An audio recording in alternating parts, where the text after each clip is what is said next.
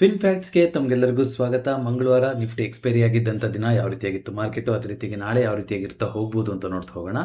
24,000 market ಉಳಿಸ್ಕೊಂಡಿದೆ. ನೆನ್ನೆ ಟೈಟ್ಲಲ್ಲಿ ಕೂಡ ಮಾತಾಡಿದ್ವಿ, ತೈಲ ಬೆಲೆ ಹೆಚ್ಚಿಗೆ ಆಗ್ತಾ ಇದೆ, ಆದರೂ ಕೂಡ ಮಾರ್ಕೆಟ್ ಯಾಕೋ ಹಸಿರನ್ನೇ ನೆಚ್ಕೊಂಡಿದೆ ಅಂತ. ಅದು ಇವತ್ತಿನ ಮಟ್ಟಿಗೆ ಮಾತ್ರನ, ನಾಳೆಯಿಂದ ಏನಾಗುತ್ತೆ ಅನ್ನೋದು ನೋಡ್ಬೇಕು. ಯಾಕಂದರೆ ಆಲ್ರೆಡಿ ಪೊಸಿಷನ್ಗಳು ತುಂಬ ಒಂದು ಸ್ಟ್ರಾಂಗ್ ಆಗಿ ಬಿಲ್ಡಪ್ ಆಗಿತ್ತು. ಇದನ್ನ ಸುಮಾರು ಸಲ ನಾವು ಮಾತಾಡ್ತಾ ಬಂದಿದ್ದೀವಿ. ನಲ್ಲಿ ಯಾವುದಾದ್ರೂ ಒನ್ ಸೈಡೆಡ್ ಆಗಿ ಓ ಐ ಬಿಲ್ಡಪ್ ಆಗಿದ್ದಾಗ ಅದು ಉಳಿಯುವಂಥ ಸಾಧ್ಯತೆ ಜಾಸ್ತಿ ಇರುತ್ತೆ ಅಂತ. ಬಟ್ ಡಿಸ್ಪೈಟ್ ಕ್ರೂಡ್ ಮೇಲ್ಗಡೆ ಹೋಗಿದ್ರು ಕೂಡ ಇವಾಗ ಬೇರೆ ಬದಲಿ ವ್ಯವಸ್ಥೆ ಮಾಡ್ಕೊತಾ ಇದ್ದಾರೆ. ಏನಾದ್ರು ಸ್ಟೇಟ್ ಆಫ್ ಹಾರ್ಮೋಸ್ನೇ ಬಿಟ್ಟು ಬೇರೆ ಥರ ಟ್ರೇಡ್ ಆಗಬೇಕು ಅಂತೆಲ್ಲ ಆಗ್ತಾ ಇದೆ. ಈ ಥರದ್ದೆಲ್ಲ ಬರ್ತಾ ಇದೆ. ಇದ್ರ ಮಧ್ಯದಲ್ಲಿ ಕೂಡ ಇವತ್ತು ಮಾರ್ಕೆಟ್ ಪಾಸಿಟಿವ್ ಆಗಿ ರಿಯಾಕ್ಟ್ ಮಾಡಲಿಕ್ಕೆ ಸಾಧ್ಯ ಆಯಿತು. ನಮ್ದಷ್ಟೇ ಅಲ್ಲ, ಏಷ್ಯನ್ ಮಾರ್ಕೆಟ್ ಕೂಡ ಸ್ವಲ್ಪ ಸ್ಲೈಟಾಗಿ ಪಾಸಿಟಿವ್ ಆಗಿ ಇತ್ತು ಇವತ್ತು. ಸೊ ಓವರಾಲ್ ನೋಡ್ತಾ ಬರೋದಾದರೆ ಇವತ್ತು ಶ್ರೀರಾಮ್ ಫೈನಾನ್ಸು 3.26% ಕರೆಕ್ಷನ್ ಬಂದಿದೆ. HCL ಟೆಕ್ಕಲ್ಲಿ ಉದ್ಯೋಗಗಳನ್ನು ಒಂದಿಷ್ಟು ಕಟ್ ಮಾಡಿದ್ದಾರೆ ಅಂತ ಸುದ್ದಿ ಬಂದಿದೆ. ಸೊ 4.46% ಕರೆಕ್ಷನ್ ಬಂದಿತ್ತು. HCL ಟೆಕ್ ಇವತ್ತಿನ ಟಾಪ್ ಲೂಸರ್ ಆಗಿದೆ.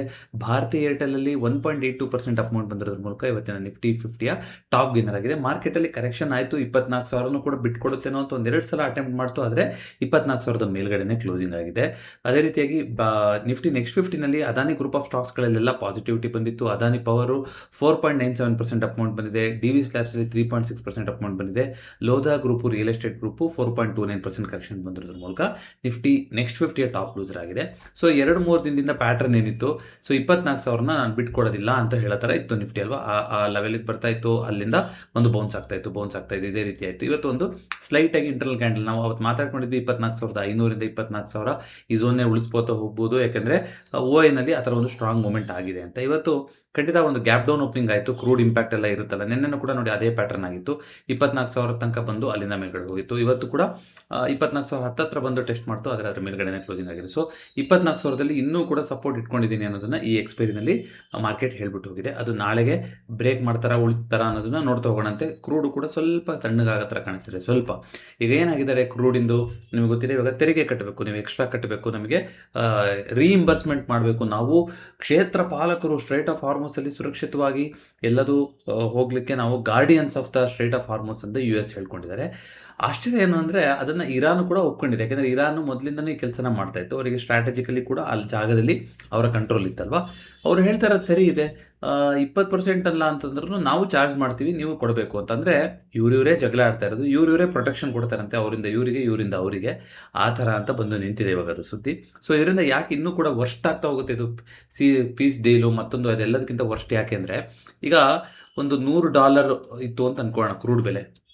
ಸೊ $100 ಇತ್ತು ಅಂದರೆ ಇವಾಗ $20 ಎಕ್ಸ್ಟ್ರಾ ಕೊಡಬೇಕು. ಆ $100 ಅಂದರೆ ಒಂದು ಬ್ಯಾರೆಲ್ಗೆ $100 ಇದೆ ಅಂದರೆ ಒಂದೊಂದು ಮಿಲಿಯನ್ ಗಟ್ಟಲೆ ಬ್ಯಾರೆಲ್ಗಳು ಹೋಗ್ತಾ ಇರುತ್ತಲ್ವ. ಒಂದು ಬ್ಯಾರೆಲ್ ಅಂತಲೇ ಅಂದ್ಕೊಳ್ಳಿ. ಒಂದು ಬ್ಯಾರೆಲ್ ಕ್ರೂಡು ಸಕ್ಸಸ್ಫುಲ್ ಆಗಿ ಒಂದು ಸ್ಟ್ರೇಟ್ ಆಫ್ ಹಾರ್ಮೋಸಲ್ಲಿ ದಾಟಿ ಬರಬೇಕು ಹಡಗಲ್ಲಿ ಅಂದರೆ $100 ಅಂತ ಇತ್ತು ಪ್ರೈಸು. ಇವಾಗ ಆ 100ಕ್ಕೆ ಜೊತೆಗೆ ಆರಾಮಾಗಿ ನೀವು ಸೇಫಾಗಿ ಹೋಗಬೇಕು, $20 ಕೊಟ್ಟು ಕಟ್ಟಬೇಕು ಅಂದರೆ ಅಲ್ಲಿಗೆ ಏನಾಗುತ್ತೆ, ಒಂದು ಬ್ಯಾರೆಲ್ ಬೆಲೆ $120 ಆಗಿ ಹೋಗ್ಬಿಡುತ್ತೆ 20% ಅಂದರೆ. ಸೊ ಅದನ್ನು ಹೇಳ್ತಿರೋದು ಕ್ರೂಡೇ 100 ಇದ್ದು ಇದು 20. ಏನಾದ್ರು ಕ್ರೂಡೇ 120 ಹೋಯ್ತು ಅಂದರೆ ಅಲ್ಲಿಗೆ $140 ಕೊಡಬೇಕಾಗುತ್ತೆ ಒಂದು ಬ್ಯಾರಲ್ಗೆ. ಯಾಕೆಂದರೆ 120 ಇದುವರೆಗೂ ಇತ್ತೀಚೆಗೆ ಹೋದಂಥ ಹೈಯೆಸ್ಟ್ ಹೈ ಅಂದರೆ ಅದೇ ಇದೆ ಅಲ್ವಾ.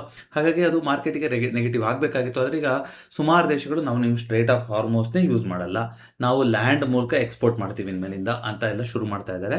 ಅದು ಯಾವ ರೀತಿಯಾಗಿ ರಿಯಾಕ್ಟ್ ಮಾಡುತ್ತೆ ಅನ್ನೋದನ್ನು ನೋಡಬೇಕು ಮಾರ್ಕೆಟ್. ಇದೆಲ್ಲ ಬರೀ ಇವರು ಹಿಂಗೆ ಮಾಡ್ಕೊಂಡು ಕೂತಿರ್ತಾರೆ ಅಂತ ಮಾರ್ಕೆಟ್ ಆಲ್ರೆಡಿ ಇದನ್ನ ಫ್ಯಾಕ್ಟ್ರಿನ ಆಗಿದೆ ಅಂತ ಇದಕ್ಕೆ ತಲೆ ಕೆಡಿಸ್ಕೊತಾ ಇಲ್ವಾ ಏನು ಅಂತ ಗೊತ್ತಿಲ್ಲ. ಬಟ್ ಕ್ರೂಡಲ್ಲಿ 2000 ಇತ್ತೀಚೆಗೆ ಆಗಿದ್ದಂಥ ಒಂದು ಸಿಂಗಲ್ ಹೈಯೆಸ್ಟ್ ವೀಕ್ ಸ್ಪೈಕ್ ಅಂತ ಇದನ್ನ ಕರಿತಾ ಇದ್ದಾರೆ. ತುಂಬ ಈ ಯುದ್ಧ ಎಲ್ಲ ಆಗೋ ಟೈಮಲ್ಲಿ ನೋಡಿ ನಿಮಗೆ ಒಂದು 37% ರೈಸ್ ಆಗಿತ್ತು. ಅದೇ ಥರ ಇವತ್ತು ಸಿಂಗಲ್ ಡೇ ಸ್ಪೈಕ್ ರೈಸಲ್ಲಿ ಕೂಡ ಒಂದು ಇಂಪಾರ್ಟೆಂಟ್ ಘಟನೆ ಮಾಡಿದೆ. ನೆನ್ನೆ ದಿವಸ ಆಗಿದ್ದಂಥದ್ದು 6.24% ರೈಸ್ ಆಗಿದೆ. ಈ ಥರ ಆಗಿಲ್ಲ ಅಂತಲ್ಲ, ಹಿಂದೆಗಳೇ ಆಗಿದೆ, ಇತ್ತೀಚಿನ ಮೇನಲ್ಲಿ ಸುಮಾರು ಸಲ ಆಗಿದೆ.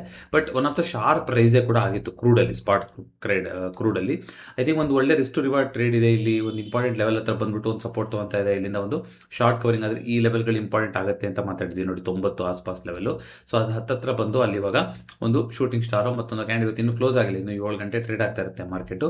ನೋಡೋಣ ಏನು ಮಾಡುತ್ತೆ ಅಂತ. ಬಟ್ ಮೂವಿಂಗ್ ಆವರೇಜ್ಗಳು ಅಲ್ಲಿ ಎಲ್ಲ ಅಲ್ಲೇ ಇದೆ. 50 ಡೇ, 100 ಡೇ, 200 ಡೇ ಅಲ್ಲಿ ಬಂದು ಒಂದು ರೆಸಿಸ್ಟೆನ್ಸ್ನ ತೊಗೊತಾ ಇದೆ ಕ್ರೂಡು. ಸೊ ಕ್ರೂಡು ಇದನ್ನು ಬಿಟ್ಟು ಹೋಗಲಿಕ್ಕೆ ಹೋಯಿತು ಅಂದರೆ ಮಾರ್ಕೆಟ್ನ ಅದನ್ನು ಬೀಳಿಸಲೇಬೇಕಾಗುತ್ತೆ. ಅಂದರೆ ನಾನು ಹೇಳ್ತಾ ಇರೋಂಥದ್ದು ಈಗ ಈ ಲೆವೆಲಿಗೆ ಬಂದಿದೆ. ಇಲ್ಲಿ ಒಂದು ರೆಸಿಸ್ಟೆನ್ಸ್ ಲೆವೆಲ್ಗಳಿದೆ, 90ರಿಂದ 95 ಒಂದು ರೆಸಿಸ್ಟೆನ್ಸ್ ಲೆವೆಲ್ ಇದೆ. ಇಲ್ಲಿ ರೆಸಿಸ್ಟೆನ್ಸ್ ತೊಗೊಂಡು ಒಂದು ತಣ್ಣಗಾಯಿತು ಅಂದರೆ ವೆಲ್ ಆ್ಯಂಡ್ ಗುಡ್. ಇಲ್ಲ ಇಲ್ಲಿ ಪಾಸ್ ಆಗಿ ಮತ್ತೊಂದಾಗಿ ಏನಾದ್ರು ವಾಪಸ್ ಈ ಝೋನ್ನ ಬಿಟ್ಟು ದಾಟಿ ಮೇಲ್ಗಡೆ ಹೋಗೋಕ್ಕೆ ಶುರುವಾಯಿತು ಅಂತಂದರೆ ಆಗ ಮತ್ತೆ ಇನ್ನೂ ಒಂದು ಹೊಸ ಹೈನ ಮಾಡ್ತಾ ಹೋಗ್ಬೋದು ಕ್ರೂಡು. ಆಗ ಅದು ಎಲ್ಲ ಮಾರ್ಕೆಟ್ಗೂ ಕೂಡ ನೆಗೆಟಿವ್ ಆಗ್ತಾ ಹೋಗುತ್ತೆ. ನೋಡೋಣ. ಸೊ ಇಲ್ಲೇ ರೆಸಿಸ್ಟೆನ್ಸ್ ತಗೊಂಡು ಇಲ್ಲೇ ಕೆಳಗಡೆ ಬೀಳುತ್ತಾ ಅಥವಾ ಏನಾಗುತ್ತೆ ಅನ್ನೋದನ್ನು ನೋಡೋಣಂತೆ. ಇಂಡಿಯಾ ವಿಕ್ಸು ತುಂಬ ಎಲ್ಲ ಜಾಸ್ತಿ ಆಗಿದೆ. ಈ ಥರ ಎಲ್ಲ ಆಗಿತ್ತು ಅಂದರೆ, ನಿಜವಾಗ್ಲೂ ಆಗಬೇಕಿತ್ತು ಅಂದರೆ ಎಷ್ಟಾಗಬೇಕಿತ್ತು ನಿಮ್ಗೆ 17-18 ಈ ಲೆವೆಲ್ಗೆ ಹೋಗ್ಬಿಡ್ಬೇಕಾಗಿತ್ತು ಇವತ್ತಿನ ಇಂಡಿಯಾ ವಿಕ್ಸು. ಬಟ್ ನೋಡಿ, ಇಂಡಿಯಾ ವಿಕ್ಸು ಕೂಡ ಅಂಡರ್ ಕಂಟ್ರೋಲ್ ಇದೆ. ಮಾರ್ಕೆಟು ಅದನ್ನ ರೆಸ್ಪೆಕ್ಟ್ ಮಾಡ್ತಾ ಇದೆ. ಸೊ 13.75 ಕಾಷಿಯಸ್ ಆಗಿಲ್ಲ ಅಂತಲ್ಲ, ಮಾರ್ಕೆಟು ಎಚ್ಚರಿಕೆಯಿಂದ ಇದೆ. ಆದರೆ ತುಂಬ ಒಂದು ತಲೆ ಕೆಡಿಸ್ಕೊಳ್ಳೋ ಲೆವೆಲ್ಗೆ ಮಾರ್ಕೆಟ್ ಹೋದಂಗೆ ಕಾಣಿಸ್ತಾ ಇಲ್ಲ. ಅದಕ್ಕೆ 24,000 ಮೇಲ್ಗಡೆ ಕ್ಲೋಸಿಂಗ್ ಕೊಟ್ಟಿರೋದೇ ಇವತ್ತು ಬೆಸ್ಟ್ ಎಕ್ಸಾಂಪಲ್ ಅಂತ ಹೇಳ್ತಾ ಹೋಗ್ಬೋದು. ಅಫ್ಕೋರ್ಸ್ ನೆಗೆಟಿವ್ ಆಗಿ ಕ್ಲೋಸಿಂಗ್ ಆಗಿದ್ದೀವಿ, ಆದರೆ ತೀರಾ ನೆಗೆಟಿವ್ ಆಗಿ ಆತಂಕ ಪಡೋ ಥರದಲ್ಲಿ ಕ್ಲೋಸಿಂಗ್ ಆಗಿಲ್ಲ. ಕಾಷಿಯಸ್ ಆಗಿದೆ ಮಾರ್ಕೆಟು. ಗಿಫ್ಟ್ ನಿಫ್ಟಿ ಕೂಡ ಫ್ಲಾಟ್ ಆಗಿ ತೋರಿಸ್ತಾ ಇದೆ, ಡಿಸ್ಪೈಟ್ ಕ್ರೂಡು 84ರಲ್ಲಿ ಇದ್ರೂ ಕೂಡ. ಅದೇ ರೀತಿಯಾಗಿ ಗೋಲ್ಡ್ ಸಿಲ್ವರು ಕೂಡ ಇವತ್ತು ಒಳ್ಳೆ ರಿಕವರಿನ ಕೊಟ್ಟಿದೆ. ಸೊ ಬಿದ್ದಿದ್ದಂಥದ್ದು ವಾಪಸ್ ರಿಕವರ್ ಆಗಿದೆ. ಅಫ್ಕೋರ್ಸ್ ಒಂದಿಷ್ಟು US ಡೇಟಾ ಕೂಡ ಬರೆದಿದೆ, ಅದೆಲ್ಲ ಇದೆ. ಇಂಡಿಯಾದಲ್ಲಿ ಒಂದಿಷ್ಟು ನೆಗೆಟಿವಿಟಿಗೆ ಇನ್ನೊಂದು ಕಾರಣ ಏನಂದರೆ CPI ಇನ್ಫ್ಲೇಷನ್, WPI ಇನ್ಫ್ಲೇಷನ್ ಎರಡೂ ಕೂಡ ಜಾಸ್ತಿ ಬಂದಿದೆ. ಅದು ಕೂಡ ಒಂದು ಫ್ಯಾಕ್ಟ್ರಿನ ಆಗಿರುತ್ತಾ ಹೋಗ್ಬೋದು. ಅದೇ ರೀತಿಯಾಗಿ USD INR ಅಂತ ನೋಡಿದ್ರೆ ಇವತ್ತು ಸಾರ್ವಕಾಲಿಕ ದಾಖಲೆಗೆ ಮತ್ತೆ ಒಂದ್ಸಲ ಹೋಗ್ತೀನಿ ಏನಂತ ಹೇಳ್ತಾರೆ. 97 ಏನೋ ಹೈಯೆಸ್ಟ್ ಆಗಿರುವಂಥದ್ದು, ಈಗ 96.19ಕ್ಕೆ ಮತ್ತೆ ಬಂದಿದೆ. ಇದು ಭಾರತಕ್ಕೆ ಆ್ಯಕ್ಚುಲಿ ಎಕನಾಮಿ ದೃಷ್ಟಿಯಿಂದ ಒಳ್ಳೆಯದಲ್ಲ ಈ ಥರ ಇಷ್ಟು ಮೇಲ್ಗಡೆ ಹೋಗ್ತಿರೋದು. ಈ ವರ್ಷ ಸೆಂಚುರಿ ಹೊಡೆದ್ರೂ ಹೊಡಿಬೋದು, ಹೇಳಕ್ಕೆ ಬರಲ್ಲ. $1 ನಾವು $100 ಕೊಟ್ಟರು ಕೂಡ ಆಶ್ಚರ್ಯ ಇಲ್ಲ.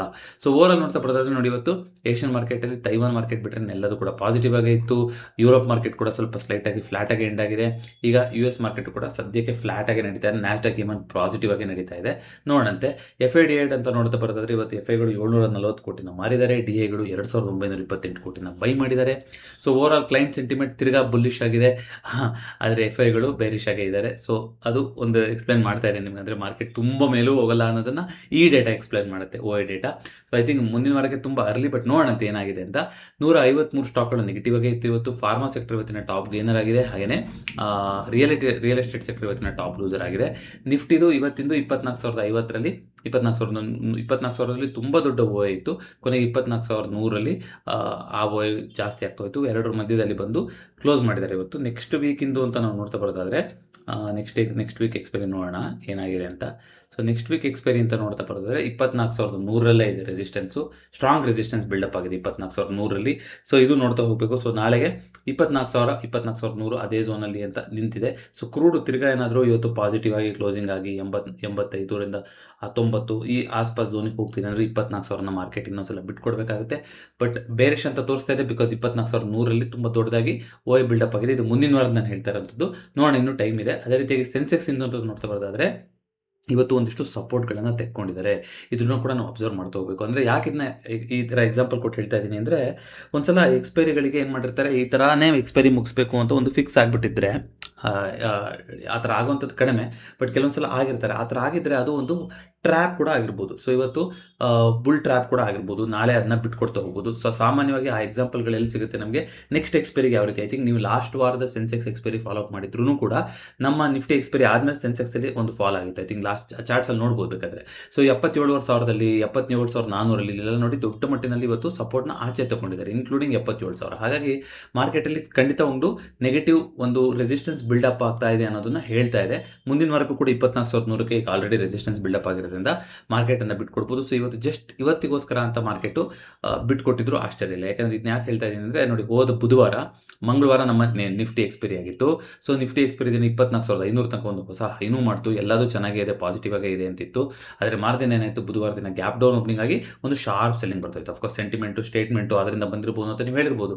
ಯಾರಿಗೆ ಗೊತ್ತು ನಾಳೆ ಇನ್ನೇನು ಸ್ಟೇಟ್ಮೆಂಟ್ ಹೇಳ್ತಾರೆ ಅಂತ. ಇವಾಗ ಆಲ್ರೆಡಿ ಇವತ್ತು ನಾಳಿನಲ್ಲಿ ದೊಡ್ಡ ಭೀಕರವಾಗಿ ಇರಾನ್ ಮೇಲೆ ದಾಳಿ ಮಾಡ್ತೀವಿ ಅಂತ ಹೇಳಿದ್ದಾರೆ. ಆ ಒಂದು ಫಾಲ್ ಏನಾಗಿತ್ತು, ಆ ಝೋನ್ನ ಬಿಟ್ಟು ನಾವು ಇನ್ನೂ ಕೂಡ ಮೇಲ್ಗಡೆ ಹೋಗೋಕ್ಕಾಗಿಲ್ಲ. ಸೊ ಅದು ಈಗಲೂ ರೆಸಿಸ್ಟೆನ್ಸ್ ಆಗಿದೆ, ದಟ್ ರಿಮೈನ್ಸ್ ದ ಸೇಮ್. ಅಂದರೆ 24,200 ಈಗಲೂ ಕೂಡ ನಮಗೆ ರೆಸಿಸ್ಟೆನ್ಸು ಅದು OIನಲ್ಲೂ ಕೂಡ ಕಾಣಿಸ್ತಾ ಇದೆ. ಬಟ್ 24,000ನ ಆ ಥರ ಆದಮೇಲೆ ರಿಕವರ್ ಆಗಿದ್ದು ಪ್ರತಿದಿನ 24,000 ಹತ್ತಿರ ಬಂದು ಕ್ಲೋಸಿಂಗ್ ಆಗ್ತಾಯಿದೆ. ಒಂದಿನ ಯಾವತ್ತು ಕೆಳಗಡೆ ಬಿಟ್ಟಿದ್ಬಿಟ್ರೆ ಪ್ರತಿದಿನ 24,000 ಮೇಲ್ಗಡೆ ಕ್ಲೋಸಿಂಗ್ ಆಗಿದೆ. ಈಗ ಎಕ್ಸಾಕ್ಟ್ ಆ ವರ್ಟೆಕ್ಸ್ ಹತ್ರ ಬಂದು ಕ್ಲೋಸಿಂಗ್ ಆಗಿದೆ. ಸೊ ನಾಳೆ ಇಲ್ಲಿ ನೋಡಿ ಬಸ್ ಸ್ಟ್ಯಾಂಡ್ ಇದ್ದಂಥ ಲೆವೆಲ್ಲು, ಇಲ್ಲಿ ಆಲ್ರೆಡಿ ರೆಸ್ಪೆಕ್ಟ್ ಮಾಡಿದಂಥ ಲೆವೆಲ್ಲು, ಇದನ್ನು ಬಿಟ್ಟು ಏನಾದರೂ ನಮಗೆ ಮಾರ್ಕೆಟ್ ಅವಕಾಶ ಕೊಡ್ತು ಅಂದರೆ ಅದನ್ನೇ ನಾವು ಸ್ಟಾಪ್ ಲಾಸ್ ಇಟ್ಕೊಂಡು ಏನು ಮಾಡ್ತಾ ಹೋಗ್ಬೋದು, ಈ ಲೆವೆಲ್ಗಳಿಗೆ ಮತ್ತೆ ನಾವು ಅಟೆಂಡ್ ಮಾಡ್ತಾ ಹೋಗ್ಬೋದು. ಸೊ ಇದೆಲ್ಲ ನಾಳೆ ಉತ್ತರ ಕೊಡ್ತಾ ಹೋಗುತ್ತೆ ಮಾರ್ಕೆಟು. ಯೂಶಲಿ ನಿಫ್ಟಿ ಎಕ್ಸ್ಪೈರಿಗಳು ತಣ್ಣಗಾಗ್ತಾ ಇದೆ ಇತ್ತೀಚೆಗೆ. ಎಕ್ಸ್ಪೈರಿ ಆದಮೇಲೆ ಮೂವ್ಮೆಂಟ್ಗಳು ಬರ್ತಾ ಇದೆ. ನೋಡೋಣ ಈ ವಾರನೂ ಅದೇ ಪ್ಯಾಟರ್ನ್ ಆಗುತ್ತಾ ಅಂತ, ಯಾಕಂದರೆ ಹೋದವರನ್ನು ಕೂಡ ಅದೇ ರೀತಿಯಾಗಿ ಮಾರ್ಕೆಟು ಬಿಹೇವ್ ಆಗಿತ್ತು. ಸೊ ಅದನ್ನು ಬಿಟ್ಟು ಅಂತ ನೋಡೋದಾದರೆ ಆಲ್ರೆಡಿ ಒಂದಿಷ್ಟು ಕವರ್ ಮಾಡಿದ್ದೀನಿ. ಐ ಥಿಂಕ್ ರಿಸಲ್ಟ್ಸ್ ಇವತ್ತು L&T technology services, Tata Elxsi, mid cap I T ಕಂಪ್ನಿಗಳದೆಲ್ಲ ರಿಸಲ್ಟ್ಸು ನೆಗೆಟಿವ್ ಆಗೇ ಇದೆ. ಸೊ ಆ ಥರನೇ ಬಂದಿತ್ತು. ನಾಳೆ ಒಂದು 33 ಕಂಪ್ನಿಗಳ ರಿಸಲ್ಟ್ಸ್ ಇದೆ. Union Bank, HDFC life insurance, asset management, ICICI life insurance, asset management, ಸುಮಾರು ಗ್ರೂಪ್ಗಳದ್ದು, HDB ಫೈನಾನ್ಷಿಯಲ್ ಸರ್ವಿಸಸ್ಸು, ನೆಟ್ವರ್ಕ್ 18, ಇದು ನಮ್ಮ ಇದ್ರ ಸ್ಟಾಕ್ ಅಲ್ವಾ ಅದು, CNBC, TV18 ಎಲ್ಲ ಇದ್ರ ಕೆಳಗಡೆ ಬರ್ತಾ ಹೋಗುತ್ತೆ. ಅದೇ ರೀತಿಯಾಗಿ ಮನಿ ಕಂಟ್ರೋಲು ಕೂಡ ಅವ್ರದ್ದೇ ಪ್ಲಾಟ್ಫಾರ್ಮ್ ಆಗ್ತಾ ಹೋಗುತ್ತೆ. ರಿಯಲ್ ಇನ್ಫ್ರಾಸ್ಟ್ರಕ್ಚರ್, ರಿಲಯನ್ಸ್ ಇಂಡಸ್ಟ್ರೀಸ್ ಅಲ್ಲ. ಸೊ ಸುಮಾರು ಒಂದು ಸ್ಟಾಕ್ಗಳ ಒಂದು ರಿಸಲ್ಟ್ಸ್ಗಳು ಬರೋದಿದೆ. ಐ ಥಿಂಕ್ ಒಂದಿಷ್ಟು ಸ್ಟಾಕ್ಸ್ಗಳು ಇತ್ತೀಚೆಗೆ ತುಂಬ ಒಂದು ಸದ್ದು ಮಾಡಿತ್ತು. ಐ ಥಿಂಕ್ ಕಲ್ಯಾಣ್ ಜ್ಯುವೆಲ್ಲರ್ಸ್ ಬಗ್ಗೆ ನಾವು ರೀಸೆಂಟಾಗಿ ಮಾತಾಡಿದ್ವಿ. ಅದೇ ರೀತಿಯಾಗಿ SBI ಫಂಡ್ಸ್ದು IPO ನಡೀತಾ ಇದೆ. ಸೊ ಅದು 1.3 ಟೈಮ್ಸು ಇವತ್ತು ಆಲ್ರೆಡಿ ಸಬ್ಸ್ಕ್ರೈಬ್ ಆಗಿದೆ ಅಂತ ಬಂದಿತ್ತು. ಜೊತೆಗೆ ಒಂದು ಹೊಸ ಇಂಡೆಕ್ಸ್ನ ಆಫರ್ ಮಾಡ್ತಾ ಇದ್ರ ಬಗ್ಗೆ ಡೆಡಿಕೇಟೆಡ್ ವಿಡಿಯೋ ಮಾಡಬೇಕಾಗತ್ತೆ. ಮಂತ್ಲಿ ಸರ್ವಿಸಸ್ ಪ್ರೊಡಕ್ಷನ್ ಇಂಡೆಕ್ಸ್ ಅಂತ GST ಕಲೆಕ್ಷನ್ ಆಗಿತ್ತು, ಯಾವ ರೀತಿ ಏನಾಗಿತ್ತು ಇದೆಲ್ಲದ್ರ ಮೇಲೆ ಸೇರಿಸ್ಕೊಂಡು ಒಂದು ಇಂಡೆಕ್ಸ್ನ ತರ್ತಾ ಇದ್ದಾರೆ. ಅದು ನೋಡೋಣಂತೆ. ಅದರ ಬಗ್ಗೆ ಸಾಧ್ಯ ಆದರೆ ಡೆಡಿಕೇಟೆಡ್ ಮೂವ್ ಮಾಡ್ತೀನಿ. ಅದ್ರ ಜೊತೆಗೆ ಇಂಡಿಯಾ ಕೂಡ ಇವಾಗ ಸ್ಟ್ರೇಟ್ ಆಫ್ ಹಾರ್ಮುಸಲ್ಲಿ ಟೆನ್ಷನ್ ಆಗಿರೋದ್ರಿಂದ ಅಲ್ಲಿ ಯಾವುದನ್ನು ಕಳಿಸ್ಬಿಟ್ಟು ಅಲ್ಲಿ ಯಾರ್ಯಾರ ಮೇಲೆ ನಮ್ಮ ಮೇಲೆ ಅಟ್ಯಾಕ್ ಆಗಿ ಲಾಸ್ಟ್ ಟೈಮ್ ಒಂದು 3 ಜನದ ಮೇಲೆ ಅಟ್ಯಾಕ್ ಆಗಿತ್ತಲ್ವ, ಈ ಥರ ಎಲ್ಲ ಆಗಿತ್ತು. ಹಾಗಾಗಿ ಅದನ್ನು ನಿಲ್ಲಿಸ್ತಾರೆ ಅನ್ನೋದನ್ನು ಬರ್ತಾ ಇದೆ. ಜೊತೆಗೆ ಜಿಂದಾಲ್ ಸಾದು Q1 ರಿಸಲ್ಟ್ಸ್ ಬಂದಿದೆ. ಅದು 75% ಪ್ರಾಫಿಟ್ ಬುಕ್ಕಿಂಗ್ ಆಗಿ, ಪ್ರಾಫಿಟ್ ಕಮ್ಮಿ ಆಗಿದೆ ಅನ್ನೋದಕ್ಕೋಸ್ಕರ ಜೋರಾಗಿ ಇವತ್ತು ಬಿದ್ದಿದೆ. ಆಲ್ಮೋಸ್ಟ್ ಮಾರ್ಜಿನ್ ಕೂಡ ಅರ್ಧ ಆಗಿದೆ ಅನ್ನೋದಕ್ಕೋಸ್ಕರ. ಸೊ ಸುಮಾರು ಕಂಪ್ನಿಗಳದ್ದು ಒಂದಿಷ್ಟು ರಿಸಲ್ಟ್ಸ್ಗಳು ಅನ್ನೋದು ಬರ್ತಾ ಇದೆ. ನಮ್ಮದು Q1 ರಿಸಲ್ಟ್ಸ್ ಯಾವ ಥರ ಆಗುತ್ತೆ ಅನ್ನೋದನ್ನು ನೋಡೋಣ. ಅದ್ರ ಜೊತೆಗೆ ಇವಾಗ ಇದು ಕೂಡ ಆಗ್ತಾ ಇದೆ ಅಲ್ವಾ. ಸೊ ಗ್ಲೋಬಲ್ ಪಾಲಿಟಿಕ್ಸಲ್ಲೂ ಕೂಡ ಒಂದಿಷ್ಟು ಮೂಮೆಂಟ್ಗಳು ಬರ್ತಾ ಇದೆ. ಸೊ ಟಾಟಾ ಎಲ್ಎಕ್ಸಿ ಇದು ರಿಸಲ್ಟ್ಸ್ ಬಂದಿತ್ತು. ನೆಟ್ ಪ್ರಾಫಿಟ್ ಜಾಸ್ತಿ ಆಗಿದೆ ಅಂತ ಬಂದಿದ್ರು ಕೂಡ ಇವತ್ತು ಸ್ಟಾಕಲ್ಲಿ ಫಾಲ್ ಆಗಿದೆ. IBM ಶೇರ್ಗಳು 23% ಅಲ್ಲಿ ವಾಲ್ ಸ್ಟ್ರೀಟಲ್ಲಿ ಫಾಲ್ ಆಗಿದೆ. IT ಕಂಪ್ನಿಗಳದೆಲ್ಲ ಅದೇ ರೀತಿ ನಡೀತಾ ಇರೋಂಥದ್ದು. ಸೊ ಏನೇ ಒಂದು ರಿಸಲ್ಟ್ ಬಂದರೂ ಕೂಡ ಅದನ್ನ ನೆಗೆಟಿವ್ ಆಗಿ ನೋಡ್ತಾ ಇದ್ದಾರೆ. ಸೊ ಇದಿಷ್ಟು ಮೇಯ್ನಾಗಿ ಕಾಣಿಸೋಂಥ ಒಂದಿಷ್ಟು ಸುದ್ದಿಗಳು. ಒಂದಿಷ್ಟು ಸ್ಟಾಕ್ಗಳಲ್ಲಿ ಶಾರ್ಪ್ ಪರ್ಫಾರ್ಮೆನ್ಸ್ ಆಗಿರುವಂಥದ್ದಿದೆ ಒಂದಿಷ್ಟು ಕೆಲವೊಂದು ಸ್ಟಾಕ್ಗಳಲ್ಲಿ. ಬಟ್ ಸ್ಟಾಕ್ ಸ್ಪೆಸಿಫಿಕ್ ಆಗಿ ಹೇಳಬೇಕು ಇಲ್ಲೋ ಗೊತ್ತಿಲ್ಲ. ಸೊ ನೋಡೋಣಂತೆ, ನೀವು ಟ್ರ್ಯಾಕ್ ಮಾಡ್ತಾ ಇರ್ತೀರ ಅದನ್ನ. ಸೊ ಅದನ್ನು ಬಿಟ್ಟು ಅಂತ ನಾವು ನೋಡ್ತಾ ಬರೋದಾದರೆ WPI ಇನ್ಫ್ಲೇಷನ್ ಡೇಟಾದು ಆಲ್ರೆಡಿ ಹೇಳಿದೆ ಒಂದ್ಸಲ. CPI ಇನ್ಫ್ಲೇಷನ್ 4.38, 3.94 4.38ಗೆ ಜಂಪ್ ಆಗಿತ್ತು. ಅದೇ ರೀತಿಯಾಗಿ WPI ಇನ್ಫ್ಲೇಷನ್ ಕೂಡ 4.68, 9.68 9.87ಗೆ ಜಂಪ್ ಆಗಿತ್ತು. ಐ ಥಿಂಕ್ ಇನ್ಫ್ಲೇಷನ್ ಡೇಟಾ ಇವತ್ತು US ಇಂದ ಬರೋದಿದೆ. ಸೊ ಗೋಲ್ಡ್ ಸಿಲ್ವರು ಅದ್ರ ಮೇಲೆ ಕೂಡ ಒಂದು ನಿಗಾ ಇಟ್ಟಿರುತ್ತೆ. So gold silver already positive ಆಗಿ ರಿಯಾಕ್ಟ್ ಮಾಡ್ತಾ ಇದೆ. ನೋಡಿ, ಇನ್ಫ್ಲೇಷನ್ ಡೇಟಾ ಪಾಸಿಟಿವ್ ಆಗಿ ಬರುತ್ತಾ, ನೆಗೆಟಿವ್ ಬರುತ್ತಾ, ಅಂದರೆ ಇಂಟ್ರೆಸ್ಟ್ ರೇಟ್ನ ಇವರು ಜಾಸ್ತಿ ಮಾಡ್ಬೋದು ಅಂತ ಅನ್ಸುತ್ತಾ, ಕಡಿಮೆ ಮಾಡ್ಬೋದು ಅನ್ಸುತ್ತಾ ಅನ್ನೋದ್ರ ಮೇಲೆ ಗೋಲ್ಡ್ ಸಿಲ್ವರ್ಗಳ ರ್ಯಾಲಿಗಳು ಡಿಸೈಡ್ ಆಗಿರುತ್ತೆ. ಇಂಟ್ರೆಸ್ಟ್ ರೇಟ್ ಜಾಸ್ತಿ ಮಾಡ್ತಾರೆ ಅಂತ ಆಯಿತು ಅಂದರೆ ಗೋಲ್ಡ್ ಸಿಲ್ವರಲ್ಲಿ ಕರೆಕ್ಷನ್ ಬರ್ತಾ ಹೋಗ್ಬೋದು. ಸೊ ನೋಡೋಣಂತೆ. ಅದನ್ನು ಬಿಟ್ಟರೆ ಬೇರೆ ಏನು ಸ್ಪೆಸಿಫಿಕ್ ಆಗಿ ನ್ಯೂಸ್ ಅನ್ನೋದಿಲ್ಲ. ಓವರ್ ದ ನೈಟ್ ಏನೇನು ಎಕ್ಸ್ಚೇಂಜ್ಗಳಾಗುತ್ತೆ, ಏನೇನು ಮಾತುಕತೆಗಳಾಗುತ್ತೆ, ಎಲ್ಲೇನೇನು ಅಟ್ಯಾಕ್ ಆಗುತ್ತೆ, ಇದೆಲ್ಲದೂ ಕೂಡ ಇರುತ್ತೆ. ಬಟ್ ನಮ್ಮ ಮಾರ್ಕೆಟ್ ಅಷ್ಟೊಂದು ತಲೆ ಕೆಡ್ಸ್ಕೊಂಡಂಗಿಲ್ಲ ಇವತ್ತಿನ ತನಕ. ಬಟ್ ಇದು ಜಸ್ಟ್ ಎಕ್ಸ್ಪೈರಿ ಸೇವ್ ಮಾಡೋಕ್ಕೆ, ಸೇವ್ ಮಾಡೋಕ್ಕೆ ಅಥವಾ ನಾಳೆಯಿಂದ ಆ ಮೂವ್ಗಳು ಕಾಣುತ್ತಾ ಅನ್ನೋದನ್ನ ನಮ್ಗೆ ಗೊತ್ತಾಗ್ತಾ ಹೋಗುತ್ತೆ. ನೋಡೋಣಂತೆ. ITR ಇನ್ನು ಯಾರಾದರೂ ಫೈಲ್ ಮಾಡಿಲ್ಲ ಅಂದರೆ ಇನ್ನು 15 ದಿನ ಇರೋದು. ದಯವಿಟ್ಟು ITRನ ಫೈಲ್ ಮಾಡಿ. ಡೆಡಿಕೇಟೆಡ್ ವಿಡಿಯೋ ಲಾಸ್ಟ್ ವೀಕೆಂಡಲ್ಲಿ ಬಂದಿತ್ತು. ಯಾರಾದರೂ ನೋಡಿಲ್ಲ ಅಂದರೆ ಅದನ್ನು ಕೂಡ ನೋಡಿ. ಮತ್ತೊಂದು ವಿಡಿಯೋದೊಂದಿಗೆ ಭೇಟಿ ಆಗೋಣ. ಎಲ್ಲರಿಗೂ ನಮಸ್ಕಾರ.